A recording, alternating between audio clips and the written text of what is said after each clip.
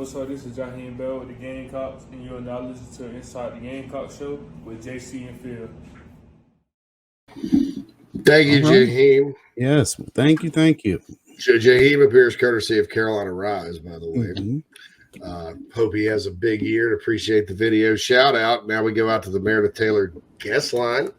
And welcome in South Carolina Associate Athletic Director for NIL, Hilary Cox. Hilary, how are you doing today? Guys, I'm great. I'm doing great. How are y'all? I see the grin on your face. Any big news that happened in the last 24 hours? Just a little bit. My phone has lost its charge a few times, but for good reasons. Okay, so walk us through this. And I think John Whittle and the other reporters did a good job of kind of spelling it out. But how is this? Because some folks on social media that are also in the NIL space, including one guy that was like, "You're a lawyer and you couldn't figure this out," that just was like, griping about, "Oh, we've been doing this for years," whatever. How is this different than like collectives and what other schools are doing and sort of what sets this deal apart? Yeah, look, this is the best way I can describe all of this is NIL is a wheel, right? And you've got the center of the wheel. And here at South Carolina, that's me, my position, right? Just making sure that everybody's kind of working in the same direction. And then we have different spokes, which kind of represent the different areas. And so this ESM Park Avenue deal is a whole new spoke within our wheel. It focuses in on national brands. It focuses in on the complete process, the process of finding the deals, getting the deals completely executed from start to finish, and then even helping produce content for the deliverables, right? So we're talking now we have 5 full-time staff members who are just working with South Carolina NIL. And some of those staff members include content creators. And so what they can do is now partner with a business who says, I need a commercial. I need a 15-second commercial to go on my social media. And Park Avenue can come up with the concept, produce it, and publish it. And so that's where it has not been done. And I've seen people saying that online. There's nothing like this. This is its own. These are professionals who are experts at this. And it's not going to replace anything else that we're doing, right? It is just a complementary service. We need everything else. We need the collectives like Carolina Rise. We need that around us because the more spokes on our wheel that we can fill, the better it's going to be for our student athletes. Absolutely. Carolina Rise, definitely not going anywhere. And I didn't think it should. I mean, I thought like you said, there's a need for a lot of different spokes in that. Well, tell me about Everett Sports Marketing. I've heard, obviously I'm from the upstate, so I've heard of them. I have some friends that know who they are. They have some connections to USC, obviously. But they have connections to a lot of other big name players and big name brands. So kind of walk us through, what they what was so, besides them being Gamecocks, what was so attractive about that particular company to kind of create these synergies you guys are going to create? Look, I think our partnership, people are going to try to replicate it, but what they don't have is this synergy that you just talked about, this connection. Like the stars really aligned for us. It made the most sense with ESM. We started having those conversations years ago.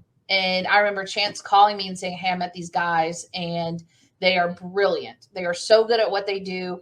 They can help us with NIL." And I did the whole, "Oh, Chance, you're crazy. You got another crazy idea. What are you going to get me into?" And so we initially talked to them, and within 5 minutes of their presentation, you guys, I had chill bumps because I was like, these guys are brilliant. Like this is going to change the game. And we figured that out back in July of 2021. But we had a state law that just prohibited facilitation. And so what we had to do was just kind of wait, and the time was right. And once that state law got suspended, man, here we go. And you just have to meet them. You have to see them. You have to see what they can do.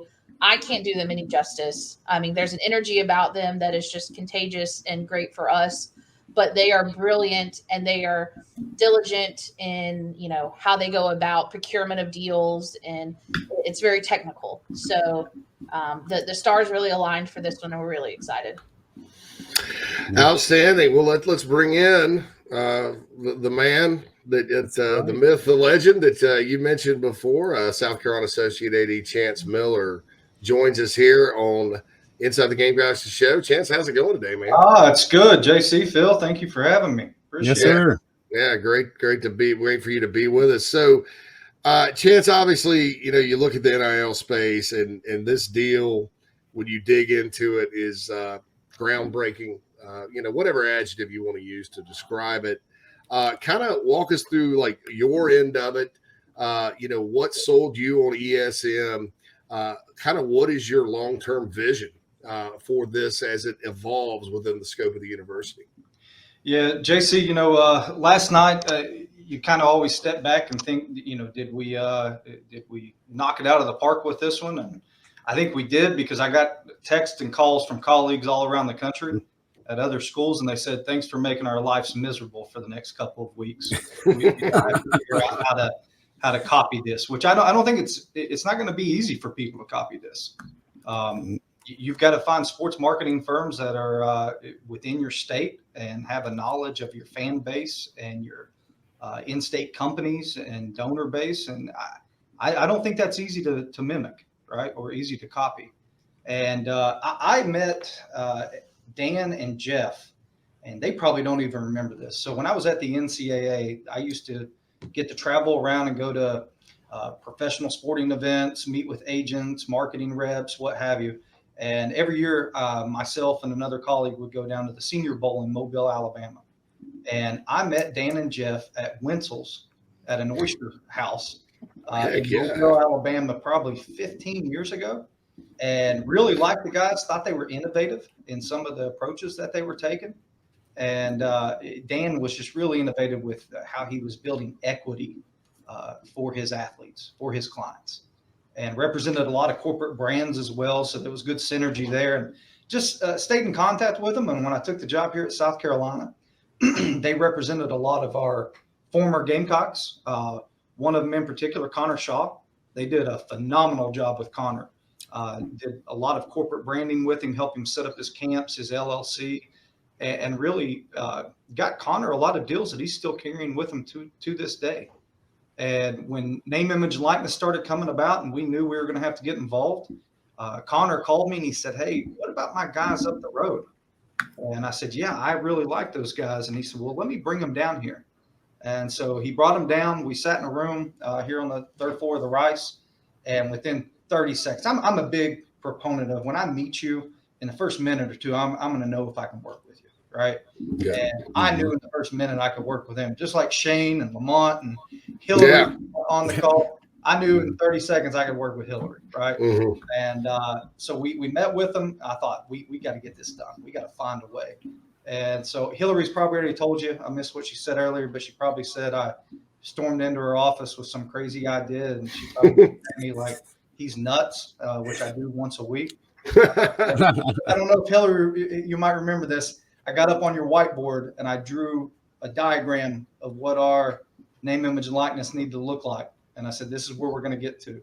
Now, I would have liked to got there a lot sooner, but here's where we're at, right? And Dan and Jeff, I really like them because they were willing to go all in with us, right? All in, give us an exclusive, and bring people in that were really qualified that could take our student athletes to the next level. And before I go further, I do want to say, JC, what you guys have done with the Carolina Rise has been phenomenal for us. It has helped our student athletes. Our donors and our fans are starting to get more involved, and we still need that, right? We need the collectives like everybody else in the country has. But what we wanted to do is the collectives are really, that's our donor and fan base that spend money with us that are now giving to you as well. And so it's kind of redistributing the pie a little bit. We hope to grow that, right? Mm-hmm. Your fan base.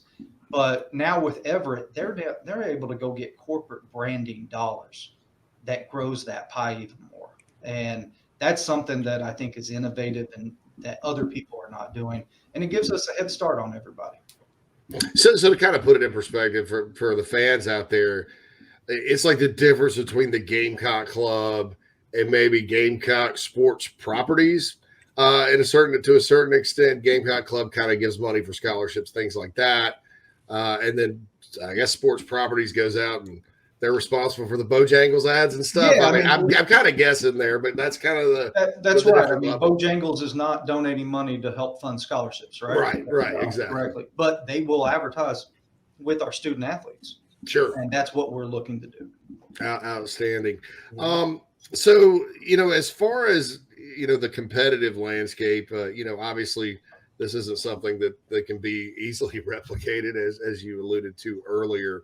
But do you think this takes, and I know it can't be used as an enticement, right? That's against the rules. Mm-hmm. But what I do think can happen is your recruits or whatever can see that you have this program. And so that has to be a great selling point. And I think that's what fans are kind of looking at it as, is something that, when a student athlete may come in and be interested in Carolina that has the opportunity right away. And I used Arch Manning for an example because he's a Manning, right? You knew he was going to get an NIL deal wherever. Does this kind of maybe put Carolina on more of an even footing with some of these guys that, and I'm not talking about the guys that get $9 million from the collective or whatever that you don't know what's happening. The actual legit dudes and gals that have already that marketability. You think this puts Carolina more on an even footing? Well, JC, I'll tell you this, and I'm not going to take credit for recruiting because we've got some amazing coaches that we have on staff here. But I have been in those recruiting conversations when NIL pops up, right? And some of the recent commitments you've seen, I've been on the phone with them and on FaceTime with them. And when they come up and they say, what is my number? I'm a big proponent of, I tell them all the time, I'm not giving you a number because that caps you, right? We should never give a number because people that are giving them a number, they're only going to work that hard to get them to that number and they're going to move on. And I met with one recent football recruit. I think the coaches got a little tense when I started talking to him. They just humor me here. Tell me what your number is. Like, what's the number that everybody else has been giving you? And they said 25,000, and I actually laughed. And they looked at me, and I said, guys, I'm just going to be real honest with you. If you're making a decision off 4 years of 25,000, you're not the right person for our culture. And I said, here's the deal, though. I said, Carolina Rise just got our baseball guys a whole lot more than 25,000 to not sign with the professional team and to come back.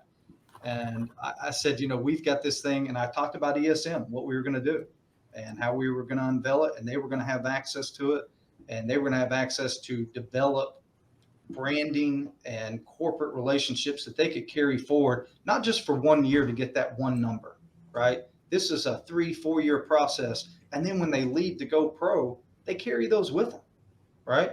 They carry those relationships with them, that branding with them. They carry equity stakes that ESM might be able to get them in certain businesses. And I mean, knock on wood, I think it's been going pretty well in the recruiting pitch. I think these recruits are saying, you know what? Yeah, they're only promising me a number for a year. What happens after a year? Nobody's talking about that. And this sets us up to be able to compete year after year. Talking with Chance Miller and Hilary Cox here on Inside the Gamecocks, the show. And when you look at ESM in and of itself, so walk us through kind of the structure. I saw where, and either one of you can answer this if you want.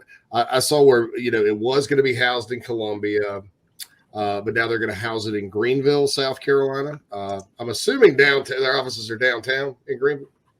Oh, good. There's a branch campus of Clemson right there. It's a big Clemson. Yeah. Anyway, they get to see all the 5-star athletes walking by, and they're growing up black. But anyway, so you're going to house it in Greenville and all that. Is that how did that kind of come about? And just kind of explain how the thing's going to be structured and all that, because people ask questions. Why are they driving to the upstate? Whatever. Just want to kind of get that clear for the fans.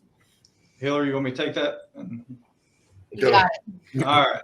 So we went back and forth on that for a while. And what we came down to is they're going to have workspace here and they're going to have workspace in Greenville. Mhm. And the reason we wanted to keep them going back and forth and be at Greenville is those 5 full-time employees, when they're up in Greenville and they're in those offices, corporate brands are coming in and doing meetings every week up there, right? And now they can hear what meetings are going on, what pitches are going on.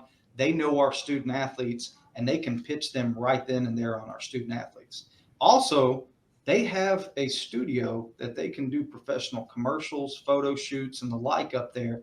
We don't have to build that, right? You see athletic departments all across the country that are building these NIL studios. We just got access to that. Some of the top of the line. And again, they're going to come back and forth. I mean, they're already scheduled to come down Tuesday after Labor Day. They're meeting with all of our athletes, our multimedia rights partners, and everything, trying to get stuff lined up. And we've got workspace for them here. So they're going to be back and forth constantly. And I could foresee 1 week they're down here the entire week, 1 week they're back in Greenville. But it does give us access to things that we wouldn't have otherwise if we just housed them here all the time. And to give you an example of how that works, one of the young women that they hired that has a background in social media and content advertising on social media platforms, they represent the, and Hilary, correct me if I'm wrong, the Cavalier twins, right? Is that how you say it? Yeah. Oh, yeah. Yeah, the Cavalier twins down in Miami. So they represent them. Well aware of them. They've done over $2 million in name, image, and likeness, right? And they're big TikTok sensations. And they've had all these companies calling them saying, hey, will you get them to advertise my company on their TikTok page? Well, their threshold to advertise is $75,000. That's the starting point per advertisement, right? And then the girl that we have hired that's going to be in-house for us is sitting there going, when can I start pitching South Carolina athletes that their threshold's not 75, but we can get them 50. We can get them $25,000 a pop on TikTok, and they're ready to go. But for her being in that room and hearing that pitch and hearing those requests, I don't know if we capture that. Yeah, Greenville's a pretty good place to do business too, and there actually is a Clemson visitors center, something like that. I lived there about 5 years ago, so my mom's from there. Okay, so the thing I really like about this deal, and then I got 2 more questions from our audience here, is they're not taking fees from the student athletes. I mean, am I correct in saying that? And John Whittle had a great article today on the Big Spur laying all that out that said, well, if you get X dollars from your deal and you don't have to pay 20%, and people are taking 20%, that's a little high when you're talking movies and pro athletes, but they're taking that much from the college kids. Now, it could end up being $1 million difference for certain situations. So can you speak to that, and how important was that aspect of the deal from maybe a competitive pitch standpoint to current players and future players? I mean, that was a non-negotiable for us, right? We had a couple of non-negotiables, and one of them was the fee, because it felt disingenuous for us to say, hey, here's a great resource for you to use that we've partnered with. Oh, by the way, and they're going to take 20% of your deal, just like any standard marketing deal. So that was just a non-negotiable. And so, we spent a lot of time kind of kicking the tires on this crazy idea of no fees, no commission, right? This is just an additional service that's available. And, kudos to Dan and Jeff over at the ESM staff. I mean, like I said, we had a handful of things that we were like, this is what we need. Can you do it? And they were like, yeah, absolutely. And so that just kind of allowed us, we started that base conversation and just kind of kept going because we truly want this to be an additional service. Some of our student athletes have agents already, and they can maintain those agents and those relationships. They don't have to, it's whatever they want to do, right?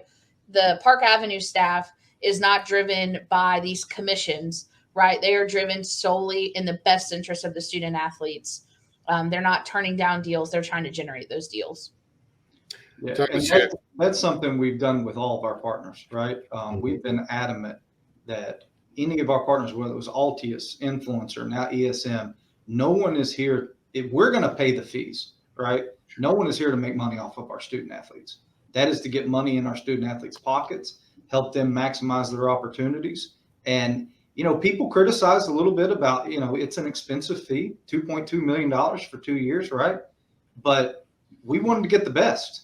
And I if I could just get a quick shout out, we had five or six donors, five actually, I think the sixth one is on his way, that stepped up and privately funded this whole thing.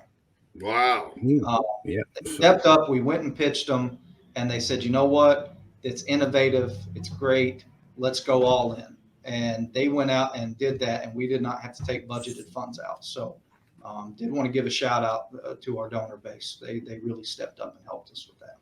Absolutely. That's that's good news. That'll be good news for the fan base, certainly, when it comes to that. All right, so we got a question here from Will off the Nana Sports chat box. When can the NIL deals start through Park Avenue /ESM?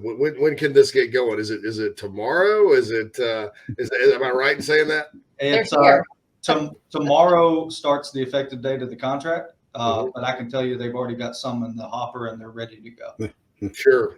And I've heard some exciting news on that end too. All right, so Justin has a good question here. Can we ask about, all right, so the future, and are you guys already looking ahead after the 2-year mark, 5 years, 10 years? What does that look like on y'all's end? How does Carolina stay ahead and stay at the tip of the spear? Because we know this is always evolving and changing and stuff, right?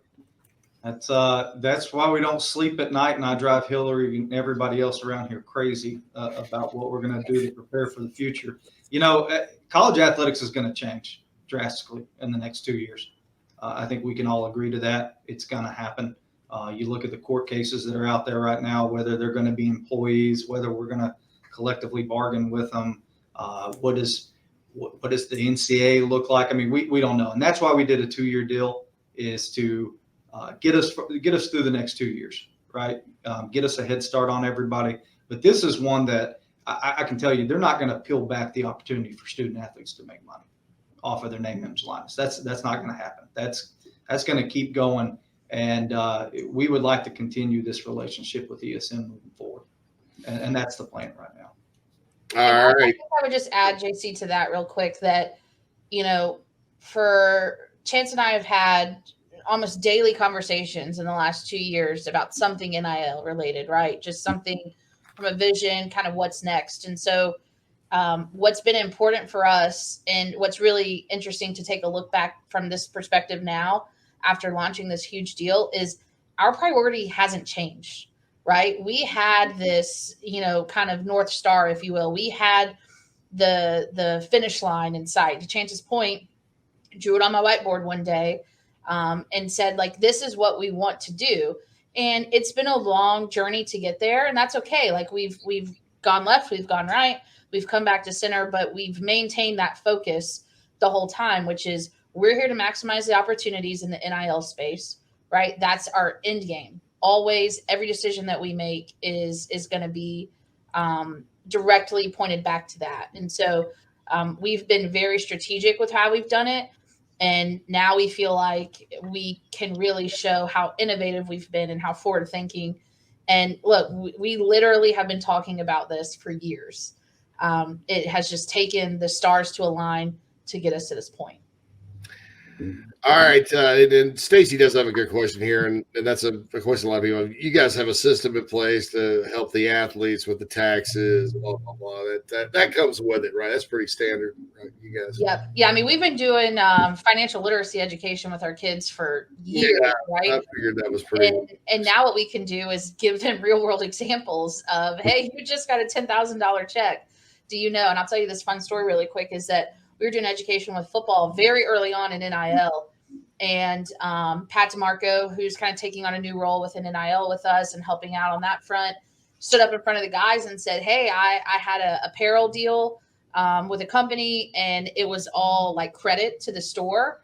And at the end of the year, I got a bill. So I got $10,000 worth of credit to buy product. And then I got a bill and had to pay taxes on it. And the room erupted, and they're like, wait, you never got cash from this company, and now you had to pay taxes on it? And so it was such a great opportunity to just give them real world examples of, hey, this is how this works. So kudos to a lot of the guys. They've really, stepped up and surrounded themselves with people to help them kind of get through that spot as well. Yeah, we always had those financial literacy classes and hypotheticals. They're not hypotheticals anymore. Right. Yeah. Right. We're dealing with real world experiences, and that's why we have partners like Altius that helps with our education. Hilary, I can't speak more highly on Hilary. Hilary does a phenomenal job educating our student athletes and putting them in a great position. I paid him to say that on the show today.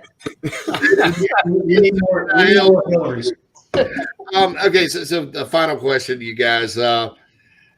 Lots of buzz out there about a lot of things in Gamecock land. Just from the NIL perspective, is this the last piece of news we're going to have for a while, or maybe not? JC, it's not going to be the last piece of news. We got a lot of things coming. Yeah, not just in NIL. I think our fans are going to be really excited. We're doing some innovative things over here in Gamecock athletics, and we've got good people that we work with, people that want to push the limits. We know we need to be able to be innovative and creative to compete in this league. And I don't like losing. I don't like coming in the second place. Neither does my AD. He won a lot of championships, right? We're going to do some innovative things here. And I wish I could go into detail on some of those and try to break the internet today, but we have a couple other things we got to do. yeah.